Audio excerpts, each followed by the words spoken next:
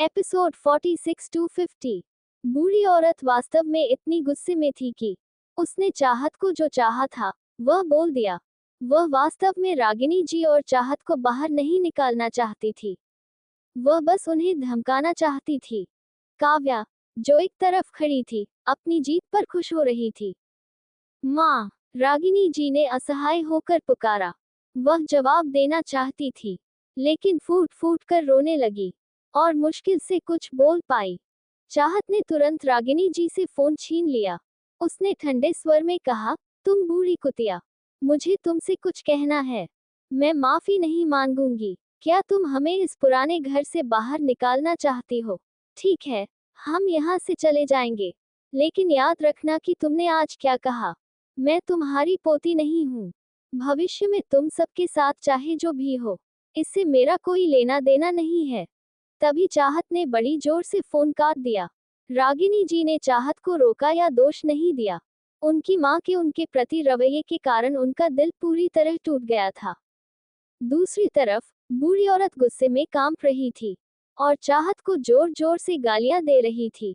रेशमा, अगर रागिनी जी और चाहत कल बाहर नहीं निकलेंगे, तो तुम उन्हें बाहर निकालने के लिए किसी को ढूंढ सकते हैं। बूढ़ी महिला का इरादा रागिनी जी को धमकाने का था, ताकि चाहत काव्या से माफी मांगे। लेकिन अब जब चाहत उस पर चिल्ला चुकी थी, तो बूढ़ी महिला ने उन्हें पुराने घर से बाहर निकालने का फैसला किया। इस बीच काव्या और रेशमा जी दोनों उत्साहित थे। उन्हें रागिनी जी और चाहत के लिए बिल्कुल भी सहानुभूति नहीं थी। हॉस्पिटल में, माँ, चलो इन दिनों हॉस्पिटल में ही रहते हैं। मैं कल पुराने घर जाऊंगी और अपना जरूरी सामान वापस लाऊंगी, और मैं जल्द से जल्द एक नया घर खरीदूंगी। फिर हम उसमें जा सकेंगे, चाहत ने कहा। हालांकि चाहत ने पहले ही बड़े लग्जरी मेंशन में एक घर खरीदने का फैसला कर लिया था, लेकिन पहले उसे और अधिक पैसे कमाने के लिए सिटी जी जाना था। बहुत बढ़िया, रागिनी जी अब चाहत की हर बात सुनने लगी। चूंकि रागिनी जी वीआईपी पेशेंट वार्ड में रहती थी, इसलिए नर्सें उसकी अच्छी देखभाल करती थीं। इसके अलावा डॉक्टर एन भी रागिनी जी पर विशेष ध्यान देती थी। चाहत को अपनी मां के बारे में चिंता करने की जरूरत नहीं थी। अगली सुबह चाहत अपने स्कूल वापस चली गई। काव्या भी जल्दी स्कूल चली गई थी। वह चाहत का मजाक उड़ाने के लिए बेताब थी। हालांकि चाहत कल जो हुआ था, उससे अभी भी नाराज थी। फिर भी उसने अपना दैनिक काम पूरा करना जारी रखा। वह माइकल और ईशानी के साथ सुबह सुबह दौड़ रही थी। इस बार रानी और उसके दोनों भाई भी उनके साथ शामिल हो गए। चाहत ने उन्हें स्पष्ट रूप से यह नहीं बताया कि उन्हें कितने चक्कर लगाने हैं, क्योंकि वे सभी प्रशिक्षण में सक्रिय थे। रानी और उसके भाइयों ने माइकल से भी बेहतर प्रदर्शन किया। आज सुबह ईशानी ने एक चक्कर के लिए उसी गति से दौड़ते हुए उनका पीछा किया। दूसरे चक्कर में वह स्पष्ट रूप से धीमी हो गई। तीसरे चक्कर तक वह जॉगिंग कर रही थी।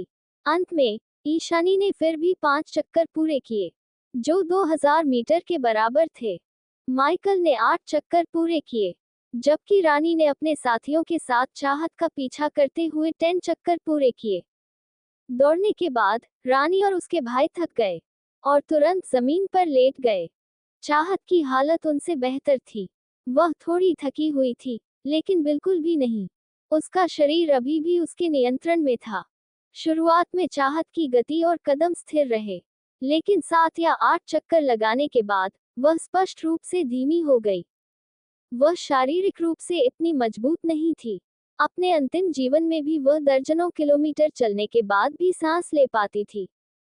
पिछले जन्म में उसने एक मजबूत शरीर पाने के लिए खुद को दिन प्रतिदिन प्रशिक्षित किया था। इस जन्म में उसने एक मजबूत शरीर पाने के लिए खुद को लगातार प्रशिक्षित करने का दृढ़ संकल्प किया। एक लंबे अंतराल के बाद रानी और उसके भाई कुछ बोलने में सक्षम हुए। बी बॉस, आप थके हुए क्यों नहीं लग रहे हैं? रानी ने बड़ी प्रशंसा से पूछा।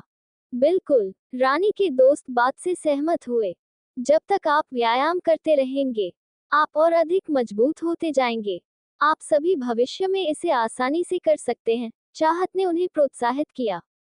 हाँ, जब तक आप व्यायाम करते रहेंगे, आप और अधिक मजबूत होते जाएंगे। दर्जनों किलोमीटर की दूरी तय करना कोई मुश्किल काम नहीं होगा। दृढ़ संकल्प वाला कोई भी व्यक्ति ऐसा कर सकता है। ये सुनकर सभी लड़के उत्साहित हो गए। मैं प्रशिक्षण जारी रखूंगा और भी मजबूत बनूंगा। मैं भी।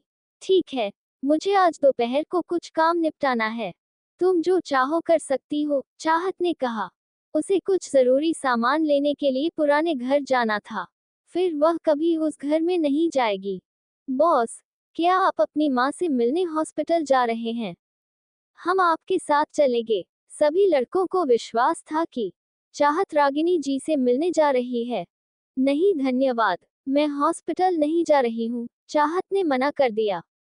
वह आगे कुछ नहीं कहना चाहती थी। रानी और उसके भाइयों ने फिर अपना मुंह बंद कर लिया। चाहत और उसके दोस्त सुबह की क्लास शुरू होने से कई मिनट पहले अपनी क्लास में वापस चले गए। 7th क्लास दूसरी मंजिल पर थी। रानी और उसके भाई दूसरी मंजिल पर पहुंचते ही अपनी कक्षा में चले गए। चाहत और बाकी दो सीधे तीसरी मंजिल पर चले गए। जैसे ही वे ऊपर गए, उन्होंने देखा कि काव्या अकेले रेलिंग के सहारे टिकी हुई थी। वे तीनों क्रोधित थे, क्योंकि वे जानते थे कि काव्या ही रागिनी जी के पतन का कारण था। चाहत को तुरंत पता चल गया कि काव्या यहाँ क्यों है। वह चाहत का मजाक उड़ाना चाहती थी, लेकिन चाहत को ये देखकर आश्चर्य हुआ कि राज, अखंड और उनके दोस्त वहां अनुपस्थित थे। वास्तव में राज अभी तक स्कूल नहीं आया था और अखंड और उसके दोस्त चाहत से थोड़ा डरते थे, इसलिए वे भी नहीं आए। काव्या अपनी जीत का इतना आनंद ले रही थी कि उसने माइकल और दूसरों के गुस्से को भी नजरअंदाज कर दिया। चाहत को देखकर वह हंस पड़ी। चाहत, मैंने तुमसे कहा था कि तुम मुझसे माफी मांगो, और तुमने मेरी बात नहीं सुनी। तुम्हारी हिम्मत कैसे हुई हमारी दादी पर चिल्लाने की? खैर, दादी की मांग है कि तुम और तुम्हारी माँ आज ही पुराने घर से बाहर चले जाओ, वरना तुम्हें बाहर निकाल दिया जाएगा। ये सुनकर माइकल और ईशानी की आंखें आश्चर्य से घूम गईं। क्या, अगर चाहत ने माफी नहीं मांगी तो उसे बाहर निकाल दिया जाएगा? शुरू में उन्हें लगा कि काव्या शेखी बघार रही होगी। कपूर परिवार इतनी छोटी सी असहमति के कारण चाहत और उसकी मां को बाहर नहीं निकालेगा। अप्रत्याशित रूप से कपूर परिवार ने ऐसा किया। ये बहुत क्रूर था। मैं कल से पहले ही यहाँ से चली जाऊंगी, चाहत ने शांति से कहा। काव्या को उम्मीद नहीं थी कि चाहत अब भी शांत रह सकती है। वह निराश थी कि वह चाहत को घबराया हुआ और भयभीत नहीं देख पाई। काव्या का मानना था कि चाहत नाटक कर रही होगी और वह चाहत के भेष को फाड़ देना चाहती थी। इस प्रकार, भले ही चाहत ने वादा किया था कि वह बाहर चली जाएगी, काव्या अभी भी चाहत को अकेला नहीं छोड़ना चाहती थी। चाहत, भले ही तुम्हें अपनी परवाह नहीं है, लेकिन तुम अपनी माँ की परवाह कैसे नहीं कर सकती? बाहर का किराया बहुत ज्यादा है, क्या तुम इसे वहन कर सकती हो? अगर तुम मुझसे तब तक माफी मांगोगी जब तक मैं संतुष्ट नहीं हो जाती, मैं दादी से तुम्हें रहने देने के लिए कह सकती हूँ, काव्या ने आगे कहा। वह चाहत से भीख मांगने के लिए उत्सुक थी। वह चाहत के सामने गर्व से रहना चाहती थी। काव्या की नजर में चाहत कभी भी उससे बेहतर नहीं हो सकती थी। काव्या हमेशा चाहत को परेशान करना और उसका मजाक उड़ाना चाहती थी। अब चाहत ने उसके खिलाफ खड़े होने की हिम्मत की, जो काव्या को अस्वीकार्य था। काव्या, बस करो। रानी और उसके भाई मेरे साथ मिलकर हमारे बॉस को बेघर नहीं होने देंगे। माइकल अब इसे बर्दाश्त नहीं कर सका। उसने तुरंत काव्या की आलोचना की। काव्या नाराज थी। उसे उम्मीद नहीं थी कि माइकल और दूसरे लड़के चाहत के साथ इतना अच्छा व्यवहार करेंगे। क्यों? चाहत इतनी भाग्यशाली क्यों थी? नहीं, वह इसे स्वीकार नहीं कर सकी। काव्या की आंखें ईर्ष्या से भरी हुई थीं। उसने जानबूझकर अपनी आवाज ऊंची की। चाहत, तुम इतनी बेशर्म कैसे हो सकती हो और एक मालकिन की तरह व्यवहार कैसे कर सकती हो, जो अपने भरण पोषण के लिए एक आदमी पर निर्भर रहती है? काव्या की आवाज ने तुरंत बहुत ध्यान आकर्षित किया। उसी समय चाहत पागल हो गई। इससे पहले कि काव्या अपनी बात पूरी कर पाती, चाहत ने अपना हाथ उठाया और काव्या को एक जोरदार थप्पड़ मारा। काव्या दर्द से चिल्ला उठी। काव्या अवाक रह गई। उसे आश्चर्य हुआ कि चाहत ने उसे मारने की हिम्मत कैसे की, भले ही ये पहली बार नहीं था। चाहत ने काव्या को ठंडे अंदाज में देखा। उसकी नजर तेज बर्फीले चाकू की तरह थी। काव्या एक बार में ही डर गई। इसके अलावा चाहत से फैली तीव्र ठंड ने काव्या को घेर लिया, जिससे वह कांपने लगी। चाहत ने गंभीरता से कहा, काव्या, तुम्हें किसने बताया कि मैं अपने भरण पोषण के लिए एक आदमी पर निर्भर हूँ? यह अफवाह मत फैलाओ, नहीं तो मैं तुम पर बदनामी का मुकदमा कर दूंगी। तुम। काव्या ने पलटकर जवाब देने की कोशिश की, लेकिन चाहत ने फिर से अपना हाथ उठाया। 2 हथेलियां काव्या के चेहरे पर भारी पड़ी और 2 चटक आवाजें निकली। इस बार चाहत ने पिछली बार से भी ज्यादा ताकत लगाई। काव्या के गाल एकदम सूज गए। वह दर्द से चीखी, चाहत, तुमने मुझे क्यों मारा? काव्या की चीख तीसरी मंजिल पर मौजूद सभी छात्रों ने सुनी। सुबह की कक्षा अभी शुरू नहीं हुई थी और सभी छात्र ये देखने के लिए बाहर भागे कि क्या हो रहा है। काव्या एक खूबसूरत लड़की थी, जो एक अमीर परिवार से थी। वह शीर्ष कक्षा की छात्रा भी थी। कई छात्रों ने उसका नाम सुना था। जहां तक चाहत की बात है, कल जो कुछ हुआ उसके बाद उसने अपने स्कूल के साथियों के बीच बहुत प्रसिद्धि प्राप्त की। हर कोई जानता था कि ये दोनों लड़कियां कौन थीं। काव्या के सवाल के बाद भीड़ ने चाहत की ओर देखा और जानना चाहा कि चाहत ने काव्या को क्यों मारा। चाहत ने दर्शकों की अनदेखी की। उसने काव्या से ठंडे स्वर में कहा, क्योंकि तुमने कल मेरी माँ को मेरी लड़ाई की तस्वीरें भेजी थी। मेरी माँ डर गई थी और सीढ़ियों से गिर गई थी। तुम भाग्यशाली हो कि मेरी माँ को गंभीर चोट नहीं लगी, वरना 2 हथेलियों से ज्यादा की कीमत चुकानी पड़ती। ये सुनकर सभी को संदर्भ समझ में आ गया। चूंकि काव्या इसकी हकदार थी, इसलिए किसी को भी उसके प्रति सहानुभूति महसूस नहीं हुई। काव्या चाहत के स्पष्टीकरण से चौंक गई। उसे उम्मीद नहीं थी कि यह इस तरह खत्म होगा। वह बस चाहती थी कि रागिनी चाहत की आलोचना करे। इस बीच उसे बिल्कुल भी दोषी महसूस नहीं हुआ। उसे बस थोड़ा सा दुख हुआ क्योंकि उसने किसी को चोट पहुंचाई थी। काव्या, अपनी हद पार करना बंद करो। अब से मैं तुम्हारे साथ जो भी करूंगी, मुझे उसका कोई अफसोस नहीं होगा, चाहत ने अंत में उसे चेतावनी दी। फिर वह सीधे चली गई। माइकल और ईशानी ने काव्या को घूर कर देखा और फिर वहां से चले गए।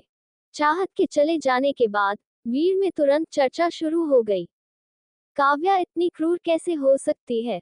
चाहत का दूसरों से झगड़ा होना उसका काम नहीं है। वह चाहत की मां को डराने के लिए संदेश कैसे भेज सकती है? चाहत की मां तो सीढ़ियों से गिर भी गई थी। बिल्कुल, उसने तो ये भी कहा कि चाहत अपने भरण पोषण के लिए एक लड़के पर निर्भर है। उसे मार खानी ही चाहिए। अधिकांश छात्रों ने चाहत पर विश्वास करना उचित समझा, क्योंकि चाहत बहुत क्रोधित लग रही थी। अखंड को ऐसी दुष्ट लड़की क्यों पसंद आएगी? अखंड के एक प्रशंसक ने असंतोष के साथ कहा, उसे शायद उसका रूप रंग पसंद है। एक ही पंख के पक्षी एक साथ रहते हैं। मैंने अखंड को चाहत पर हमला करते देखा है। हाँ, मैंने भी देखा है। इस बार अखंड को भी भीड़ द्वारा आलोचना का सामना करना पड़ा। वह भी इसके लायक था। तुम लोग। काव्या बहुत गुस्से में थी और वह सबके सामने खुद की आलोचना बर्दाश्त नहीं कर सकी। वह रोते हुए नीचे भागी। चाहत ने उसे 3 बार थप्पड़ मारे थे। उसके गाल लाल और सूजे हुए थे। उसे अपनी कक्षा में वापस जाने में बहुत शर्म आ रही थी, इसलिए वह वापस घर चली गई। जब काव्या भाग गया तो घंटी बजी। सभी लोग तुरंत अपनी कक्षाओं में चले गए। शिक्षण भवन से बाहर निकलते समय काव्या की मुलाकात प्रथम कक्षा की प्रिंसिपल से हुई।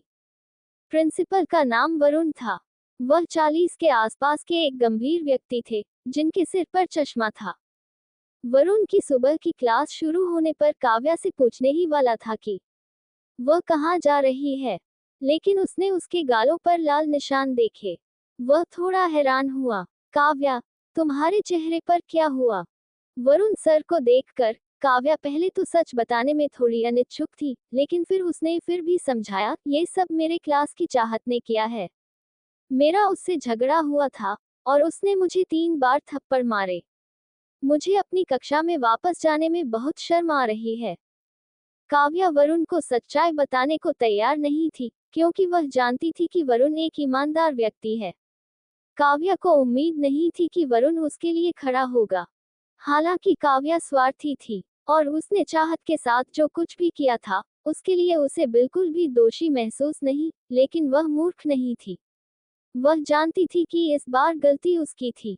इस प्रकार काव्या को स्पष्ट रूप से पता था कि यह मददगार नहीं होगा, भले ही उसने शिक्षक को बताया हो। यही कारण था कि जब पिछली बार चाहत ने उसे थाली से मारा था, तो उसने मदद के लिए अपने शिक्षक के बजाय अपने परिवार की ओर रुख किया था। चाहे उसने कुछ भी किया हो, उसका परिवार हमेशा उसकी रक्षा करेगा। दरअसल वरुण जी और लक्ष्मी जी एक ही तरह के शिक्षक थे। वे दोनों ईमानदार थे और कभी भी सत्ता या धन के आगे नहीं झुके। तदनुसार, हालांकि अप्रसन्न महसूस करते हुए, वरुण ने तुरंत चाहत की आलोचना नहीं की। काव्या ने खुद कहा था कि चाहत ने बहस के कारण उसे थप्पड़ मारा था। या तो इसलिए कि चाहत का स्वभाव खराब था, या इसलिए कि काव्या ने उसे परेशान कर दिया था। चाहत ने काव्या को थप्पड़ मारा था। वरुण को कल स्कूल के फोरम पर चाहत के बारे में भी पता चला। हालांकि उन्हें लड़ने वाले छात्र पसंद नहीं थे, लेकिन उन्हें ये स्वीकार करना पड़ा कि चाहत इतनी शक्तिशाली थी कि वह 3 लड़कों को हरा सकती थी। क्या तुम्हें लगता है कि इस बहस में तुमने कुछ गलत किया है? वरुण सर ने पूछा। अगर काव्या ने कुछ गलत नहीं किया होता, तो वह उसकी मदद करता, अन्यथा वह इसमें शामिल नहीं होता।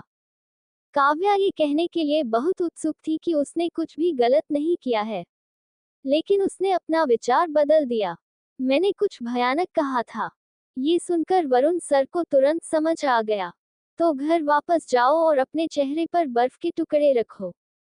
तुम जल्दी ही ठीक हो जाओगे। फिर काव्या वहां से चली गई। लेकिन 1 सेकंड के बाद काव्या ने अपनी मां रेशमा जी को फोन किया और शिकायत की। उसने रेशमा जी को बताया कि चाहत ने उसे 3 बार थप्पड़ मारे थे। उसने यह नहीं बताया कि चाहत ने उसे थप्पड़ क्यों मारा था। चाहे चाहत ने उसे थप्पड़ क्यों न मारा हो, रेशमा जी हमेशा चाहत को ही दोषी ठहराएगा। खूनी कुतिया, कमीनी, उसकी हिम्मत कैसे हुई मेरी प्यारी बेटी को थप्पड़ मारने की। स्वीटी, तुम अब घर वापस आ जाओ। मैं उसे ऐसा करने से कभी नहीं रोकूंगी, रेशमा जी ने बहुत गुस्से में कहा। जैसे ही रेशमा जी ने फोन रखा, उसने रागिनी जी को फोन किया। रागिनी जी उस समय सो रही थी। रिंगटोन ने उसे जगा दिया। रागिनी जी ने फोन पर नजर डाली। फोन करने वाला रेशमा जी था। वह फोन उठाना नहीं चाहती थी, क्योंकि वह जानती थी कि रेशमा जी एक दयालु व्यक्ति नहीं है। फिर भी फोन बजता रहा। आखिरकार रागिनी जी को फोन उठाना ही पड़ा। क्या है? रागिनी जी ने ठंडे स्वर में पूछा। रागिनी, तुम्हारी बेटी ने आज सुबह काव्या को थप्पड़ मारा। अगर तुम चाहत को काव्या से माफी मांगने के लिए नहीं लाएंगे, तो मैं तुम दोनों से इसकी कीमत चुकाऊंगी, रेशमा जी ने चिल्लाते हुए कहा। रागिनी जी पहले तो थोड़ा हैरान हुई, फिर तुरंत समझ गई कि क्या हुआ था। उसने चाहत को बिल्कुल भी दोषी नहीं ठहराया, लेकिन रेशमा जी से पूछा, क्या तुम जानती हो कि चाहत ने काव्या को थप्पड़ क्यों मारा? क्या तुम्हें लगता है कि चाहत को धमकाया जाना चाहिए और चुप रहना चाहिए, जबकि काव्या मेरी बेटी से बेहतर है? रेशमा जी को बिल्कुल भी दोषी महसूस नहीं हुआ। उसने अहंकार से कहा, बेशक चाहत की तुलना काव्या से नहीं की जा सकती। काव्या हमारी प्यारी बेटी है, जबकि चाहत सिर्फ एक कमीनी है। रेशमा, रागिनी जी का चेहरा गुस्से से लाल हो गया। वह चिल्लाई, चाहत को कमीनी कहना बंद करो। वह मेरी बेटी है।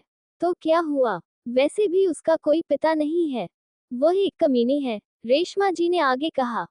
तुम, रागिनी जी को बहुत दुख हुआ, लेकिन वह जवाब नहीं दे सकी। उसने फोन रख दिया और फूट फूट कर रोने लगी। चाहत के पिता थे, उन्हें छोड़ा नहीं गया था। चाहत के पिता की सिर्फ मृत्यु हुई थी। रेशमा जी को रागिनी जी ने फोन काट दिया था। वह इतनी नाराज थी कि उसने अपना फोन लगभग तोड़ दिया था। थोड़ी देर बाद उसने फिर से फोन किया, क्योंकि उसका काम अभी पूरा नहीं हुआ था। हालांकि रागिनी जी ने कॉल का जवाब नहीं दिया। रेशमा जी ने रागिनी जी की मां के फोन का इस्तेमाल करके उसे कॉल किया। रागिनी जी ने भी जवाब नहीं दिया। रेशमा जी और रागिनी जी की मां दोनों अब गुस्से में थीं। उनकी हिम्मत कैसे हुई ऐसा करने की? क्या वे कपूर परिवार को छोड़ने जा रहे हैं? क्या उन्हें लगता है कि वे हमारे बिना जीवित रह सकते हैं? रागिनी जी की मां ने झल्ला कर कहा। अगर रागिनी और चाहत ने उनकी बातें सुनी होती तो वे गुस्से में हंस पड़ते। पिछले दर्जनों सालों से कपूर परिवार ने कभी उनकी मदद नहीं की थी। रागिनी जी और चाहत हमेशा खुद पर निर्भर रहे थे और पुराना घर रागिनी जी के पिता ने छोड़ा था। इसके अलावा रागिनी जी ने किराया भी दिया। अखंड ने काव्या को मैसेज किया क्योंकि वह क्लास में नहीं आई थी। फिर उसे पता चला कि चाहत ने काव्या को थप्पड़ मारा था और काव्या उसके बाद घर वापस चली गई। ये जानते हुए कि चाहत ने काव्या को थप्पड़ मारा था, अखंड चाहत पर गुस्सा था, लेकिन वह उतना क्रोधित नहीं हुआ जितना उसने सोचा था। उसे पता नहीं था क्यों। अपनी क्लास में बैठी ताशा ने हमेशा की तरह चाहत को निर्दयता से देखा और चाहत ने फिर भी उसे अनदेखा कर दिया। सुबह की क्लास के बाद रीमा चाहत पर गुस्से में दूसरे क्लास में चली गई। सभी का मानना था कि रीमा चाहत को परेशान करने के लिए यहाँ आया था। कुछ लोग चाहत के लिए चिंतित थे जबकि कुछ नाटक देखने का इंतजार कर रहे थे। मूलतः केवल ताशा और उसके दोस्त ही नाटक देखने के लिए इंतजार नहीं कर सकते थे। हालांकि चाहत ने शांति से रीमा की ओर देखा। उसे विश्वास नहीं था कि रीमा उसके लिए कोई परेशानी खड़ी करने वाला है। रीमा चाहत के पास गई और उसे ऊंचे स्थान से घूरने लगा। वह पागल लग रही थी।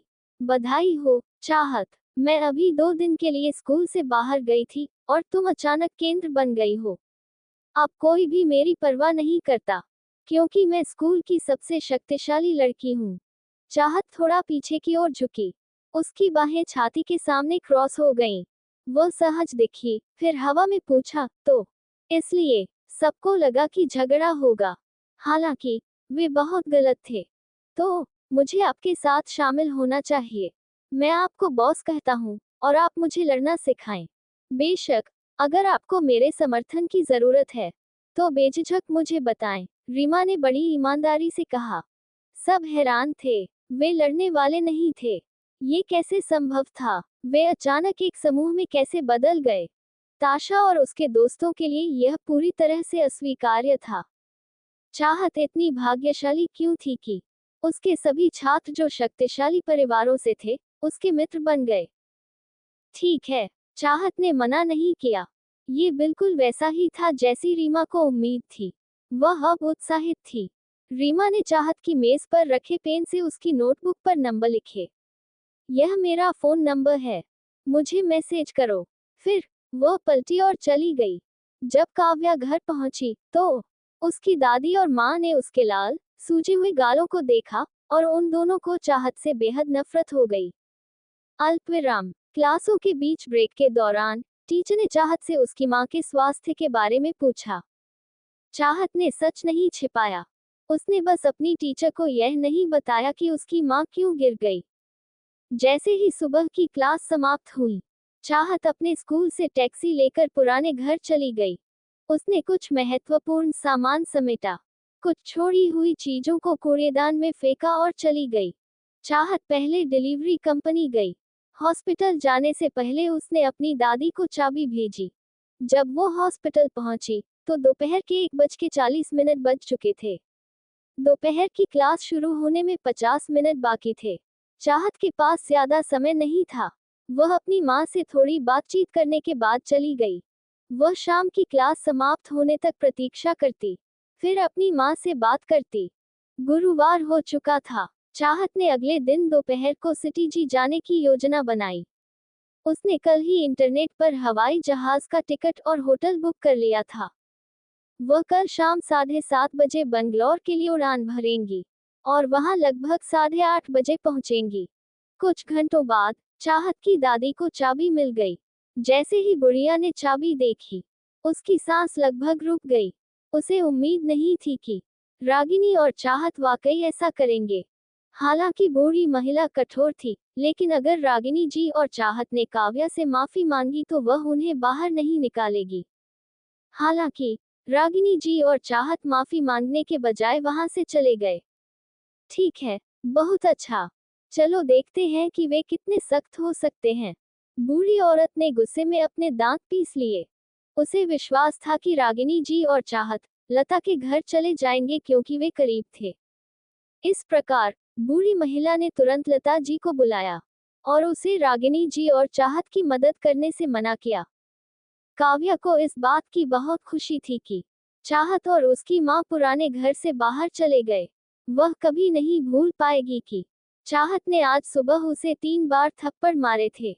लता जी को तब तक पता नहीं था कि क्या हुआ था जब तक उसकी मां ने उसे फोन नहीं किया।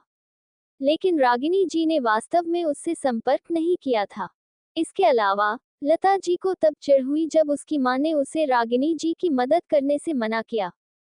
लता जी ने शायद ही कभी अपनी मां से बहस करने की हिम्मत की हो, लेकिन इस बार वह इसे बर्दाश्त कर सकती थी। मां, रागिनी आखिरकार आपकी जैविक बेटी है। आप इतनी क्रूर कैसे हो सकती हैं? उसने सोचा था कि उसकी मां रागिनी जी और चाहत को नापसंद करती है, लेकिन उसने उम्मीद नहीं की थी कि उसकी मां इतनी निर्दयी होगी। उसकी मां हमेशा बेटियों से ज्यादा बेटों को पसंद करती थी। उसे और उसकी बहन रागिनी जी को कभी भी अपनी मां का ज्यादा प्यार नहीं मिला। इसके अलावा उन्हें अपने भाइयों द्वारा तंग किया गया था और बचपन में घर का सारा काम भी उनसे ही करवाया गया था। यदि उनके पिता न होते तो संभवतः वे स्कूल भी नहीं जा पाते। लता जी पढ़ाई में अच्छी नहीं थी और उन्होंने हाई स्कूल के बाद पढ़ाई छोड़ दी थी। रागिनी जी की बात करें तो उन्होंने कॉलेज इसलिए छोड़ दिया था क्योंकि वह गर्भवती हो गई थी। बुढ़िया को उम्मीद नहीं थी कि लता जी उससे बहस करने की हिम्मत करेगा। वह गुस्से में चिल्लाई, मुझे तुमसे कुछ सीखने की जरूरत नहीं है। अगर तुम कभी मुझे अपनी मां के तौर पर स्वीकार करोगे तो मेरे आदेश का पालन करो। रागिनी जी और उसकी बेटी इसी लायक हैं। देखते हैं वे कितने सख्त हो सकते हैं। तभी बुढ़िया ने बड़ी जोर से फोन काट दिया। लता जी अपनी मां के व्यवहार से आहत थी। उसने अपनी मां की बात न मानने का फैसला किया। उसे ये भी चिंता थी कि रागिनी जी और चाहत बेघर हो जाएंगे। उसने तुरंत रागिनी जी को बुलाया और उनकी मदद करने का फैसला किया। हालांकि उसके घर में केवल 2 कमरे थे, लेकिन उसने सोचा कि रागिनी जी और चाहत को एक कमरे में रहने देना स्वीकार्य होगा। रागिनी जी ने लता जी के फोन को अस्वीकार नहीं किया। जब रागिनी जी को पता चला कि लता जी को पहले से ही पता था कि वे पुराने घर से बाहर चले गए हैं, तो रागिनी जी ने लता जी को बताया कि वह हॉस्पिटल में है। रागिनी जी के दुर्घटनाग्रस्त होने की जानकारी होने पर लता जी उससे मिलने के लिए बेताब थी। हालांकि लता जी की छुट्टी होने में सिर्फ 1 घंटा बाकी था, फिर भी उसने छुट्टी मांगी और सीधे हॉस्पिटल पहुंच गई। लता जी को ये पता नहीं चला कि रागिनी जी वीआईपी पेशेंट वार्ड में रुकी थी जब तक वह वहां नहीं पहुंची। वह बहुत हैरान थी। निंग ने अपनी मां से कहा था कि वह लता जी को अभी सच्चाई नहीं बताए, इसलिए रागिनी जी ने लता जी को केवल इतना समझाया कि इस हॉस्पिटल में एक डॉक्टर चाहत का दोस्त है। चाहत ने डॉक्टर पर बहुत बड़ा उपकार किया था और डॉक्टर ने सब कुछ व्यवस्थित कर दिया था। जहां तक इस बात का सवाल है कि वे पुराने घर से क्यों बाहर चले गए थे, रागिनी जी ने इसे नहीं छिपाया और लता जी को पूरी कहानी बता दी क्योंकि वे करीबी बहनें थीं। उसके बाद लता जी अपनी मां के साथ साथ रेशमा जी और काव्या पर भी बहुत गुस्सा थी। उसका ये भी मानना था कि चाहत को माफी नहीं मांगनी चाहिए। काव्या इतनी स्वार्थी और दबंग थी। वह थप्पड़ों की हकदार थी। हालांकि चाहत का कपूर परिवार के साथ रिश्ता खराब था और वह पुराने घर से बाहर भी चली गई थी। लता जी ये देखकर खुश थी कि चाहत वापस लड़ सकती है। लता जी वास्तव में चिंतित था कि अगर चाहत लगातार कायरतापूर्ण व्यवहार करती रही तो उसे और अधिक कष्ट उठाना पड़ेगा। रागिनी जी, तुम और चाहत मेरे घर में रह सकते हो। नया घर ढूंढने में समय लगता है। तुम्हें जल्दी करने की जरूरत नहीं है, लता जी ने कहा। हमारी चिंता मत करो, मुझे कुछ दिनों के लिए हॉस्पिटल में रहना है। चाहत और मैं अस्थायी रूप से यहाँ रहेंगे। हम अब एक नया घर ढूंढ रहे हैं। मुझे विश्वास है कि कुछ दिनों के बाद हमें एक नया घर मिल जाएगा, रागिनी जी ने समझाया। ठीक है, लता जी ने जोर नहीं दिया। ओह, कृपया दूसरों को मत बताना कि मैं यहीं रहती हूँ। कृपया इसे अपने तक ही रखो, रागिनी जी ने कहा। मैं समझती हूँ, चिंता मत करो, लता जी ने जवाब दिया। वह दूसरों को नहीं बताएगी। दोपहर की क्लास समाप्त होने के बाद चाहत, ईशानी, माइकल, हाउरेन और उसके भाई तथा रीमा एक साथ एकत्र हुए। ईशानी के अलावा बाकी सभी आश्चर्यचकित थे। वाह, भाइयों और बहनों, आइए बातचीत के लिए एक वीचैट ग्रुप बनाएं। रीमा ने जैसे ही दूसरों को देखा, उनका अभिवादन किया। रीमा एक मिलनसार लड़की थी। हालांकि वह माइकल या हाउरान और उसके भाइयों से परिचित नहीं थी, लेकिन उसे बिल्कुल भी अजीब नहीं लगा क्योंकि अब वे एक समूह में थे। ये सुनकर सभी को पता चल गया कि रीमा ने भी चाहत को अपना बॉस बना लिया है। लेकिन फिर भी वे पुष्टि के लिए चाहत की ओर देख रहे थे। चाहत ने उन्हें सकारात्मक संकेत दिया। वे युवा किशोर जल्द ही अच्छे दोस्त बन गए। केवल ईशानी, जो अंतर्मुखी थी, थोड़ी शर्मीली और शांत रही। लेकिन अन्य लोगों ने उसकी उपेक्षा नहीं की, इसलिए ईशानी को अकेलापन महसूस नहीं हुआ। उसने चुप रहने की कोशिश नहीं की और धीरे धीरे दूसरों से बात करने लगी। कुछ समय बाद सभी ने एक दूसरे के वेचेट अकाउंट जोड़ लिए। यहाँ तक कि उनका एक वेचेट ग्रुप भी बन गया जिसका नाम था फैमिली ऑफ फाइटर्स। चाहत अवाक रह गई। क्या ये हिंसक नहीं लग रहा था? बाकी सभी को वह नाम बहुत पसंद आया, इसलिए चाहत ने कुछ नहीं कहा। चलो, समूह के नेता को हमें एक बड़ा लाल लिफाफा भेजना होगा, रानी ने प्रोत्साहित किया। कोई बात नहीं, ये काम हो गया, समूह के नेता रीमा ने कहा। उसने 888 रुपये का एक बड़ा लाल लिफाफा भेजा। वीचैट समूह में 7 लोग थे और हर किसी को अपनी किस्मत के आधार पर अनिश्चित राशि मिल सकती थी। चाहत सबसे भाग्यशाली थी, उसे 300 रुपये मिले। इसके बाद ईशानी को 200 रुपये से अधिक की राशि मिली। रीमा और अन्य लोगों ने बाकी पैसे आपस में बांट लिए। रानी को केवल 3 रुपये मिले और उसने शिकायत की, क्या मैं इतना बदकिस्मत कैसे हो सकता हूँ? 3 रुपये, तुम मजाक कर रहे हो। इसके बाद भीड़ पहले भोजन करने गई और फिर छोटे से जंगल में प्रशिक्षण के लिए चली गई। रीमा ने अभी तक नहीं देखा था कि चाहत का कराटे कितना अच्छा है, इसलिए वह इसे आजमाने के लिए उत्साहित थी। जैसे ही वे जंगल में पहुंचे, उसने चाहत को उसके साथ लड़ने के लिए चुनौती दी। रीमा लड़ने में कुशल थी। उसने पेशेवर प्रशिक्षण भी लिया था और रान और उसके भाइयों से बेहतर प्रदर्शन किया था। इसलिए चाहत ने रीमा को तुरंत नहीं हराया। हालांकि कुछ राउंड के बाद रीमा आगे नहीं बढ़ पाई। वह 10 चालों में हार गई। हालांकि वह हार गई थी, लेकिन रीमा निराश नहीं हुई। इसके बजाय वह और अधिक उत्साहित थी। अगर चाहत उसे आसानी से नहीं हरा सकती थी, तो चाहत को उसका बॉस मानना गलत होगा। रीमा खुश थी कि उसने सही व्यक्ति को चुना था। उसी समय रीमा को एक विचार आया। चाहत, मैं ये जानने के लिए बहुत उत्सुक हूँ कि तुम और मेरे बड़े भाई में से कौन बेहतर है। क्या तुम किसी दिन मेरे बड़े भाई के साथ एक बार कोशिश कर सकती हो? जरूर, चाहत ने सहमति जताई। वह भी किसी ऐसे व्यक्ति के साथ प्रयास करना चाहती थी जो उसके जितना ही शक्तिशाली हो। रीमा का बड़ा भाई कोई तो होगा। चाहत की अनुमति के बाद रीमा और भी अधिक उत्सुक हो गई। लेकिन उसका बड़ा भाई अब इस सिटी में नहीं था। वह 1 सप्ताह के बाद वापस आ जाएगा। आगामी प्रशिक्षण में रीमा को आश्चर्यजनक रूप से पता चला कि चाहत अपने बड़े भाई की तरह ही बहुत पेशेवर थी। इस बीच वह चाहत के बारे में अधिक उत्सुक थी। क्या वह वास्तव में एक गरीब एकल माता पिता परिवार में पैदा हुई थी? यद्यपि वह जिज्ञासु थी, लेकिन उसका चाहत की जांच करने का कोई इरादा नहीं था, जो अपमानजनक होता। रीमा को इस बात की परवाह नहीं थी कि चाहत के पास क्या रहस्य है। उसे अभी भी विश्वास था कि उसने एक अच्छी दोस्त बना ली है। शाम की क्लास में जब चाहत क्लास में वापस जा रही थी, तो एक लड़के ने उसे रोक लिया। वह लगभग 1.8 मीटर लंबा था और देखने में अच्छा था। लेकिन उसका चेहरा गंभीर रहता था।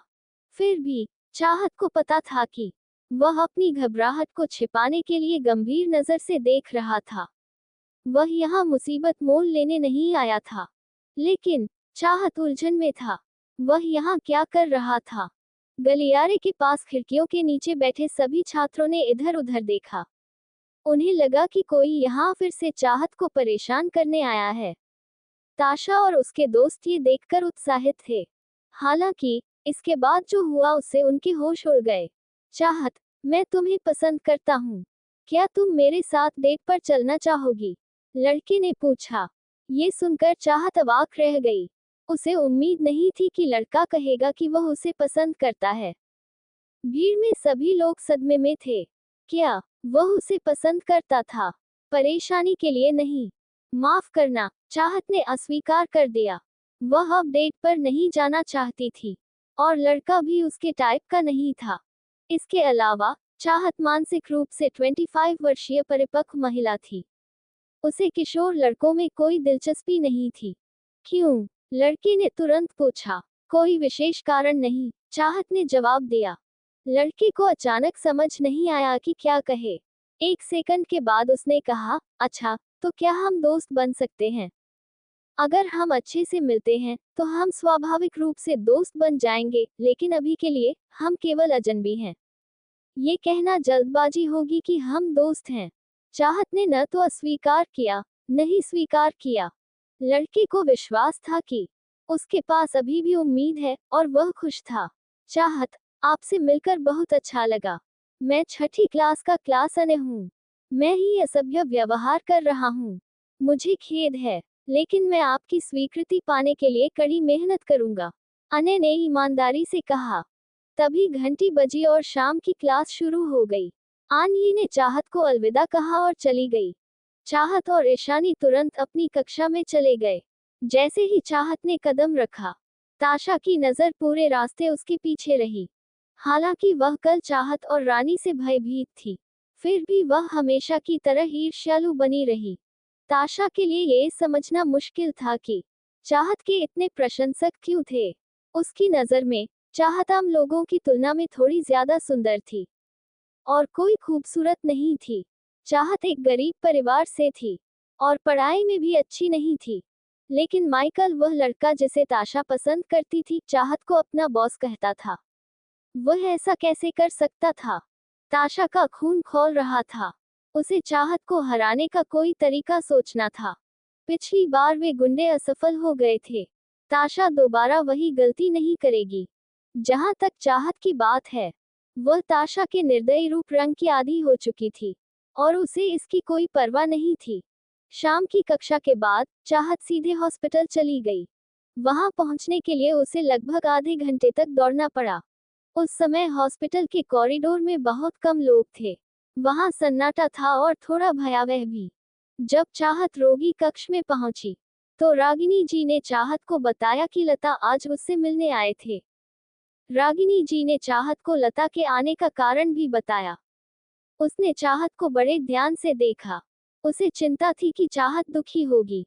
बूढ़ी औरत बहुत क्रूर है, चाहत ने व्यंग्य किया। वह गुस्से में थी, लेकिन बिल्कुल भी दुखी नहीं थी। उसका गुस्सा बुढ़िया की क्रूरता से नहीं, बल्कि रागिनी जी से था। आखिरकार रागिनी जी बुढ़िया की बायोलॉजिकल बेटी थी। चाहत को हमेशा से पता था कि उसकी दादी को बेटियों की अपेक्षा बेटे अधिक पसंद हैं, लेकिन उसने ये नहीं सोचा था कि बूढ़ी महिला इतनी निर्दयी होगी। और काव्या इस सब के पीछे था। रागिनी जी ने हार मानते हुए साइन किए। वह चाहत से ज्यादा आहत थी।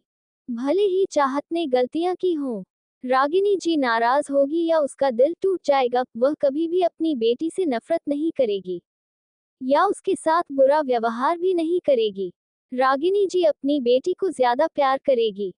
क्योंकि रागिनी जी ने चाहत को देखा, फिर धीरे धीरे उसका ध्यान भटकने लगा। वह उदास लग रही थी और ऐसा लग रहा था जैसे उसे किसी की याद आ रही हो। चाहत जानती थी कि रागिनी जी को चाहत के बायोलॉजिकल पिता की याद आ रही होगी। क्या समानता इतनी अधिक थी?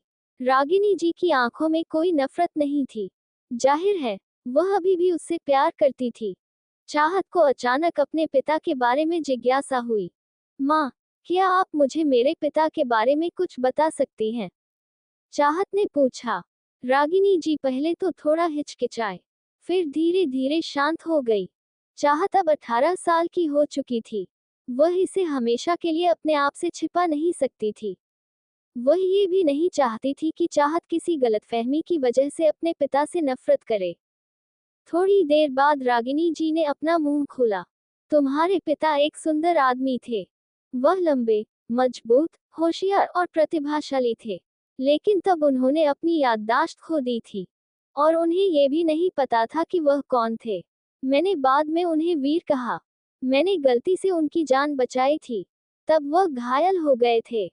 उसके बाद हम प्यार में पड़ गए और साथ रहने लगे। तुम्हारे पिता समझदार थे। वह एक कंपनी में आधे साल के बाद सुपरवाइजर बन गए। फिर उन्हें नियोजन विभाग के प्रबंधक के रूप में पदोन्नत किया गया। हालांकि जब वह एक व्यावसायिक यात्रा पर थे, तब एक दुर्घटना हुई। बस नदी में गिर गई। बस में 23 लोग थे। केवल 5 ही बच पाए। 12 शव मिले। 6 लापता थे, जिनमें तुम्हारे पिता भी शामिल थे। लापता होना मौत के समान था।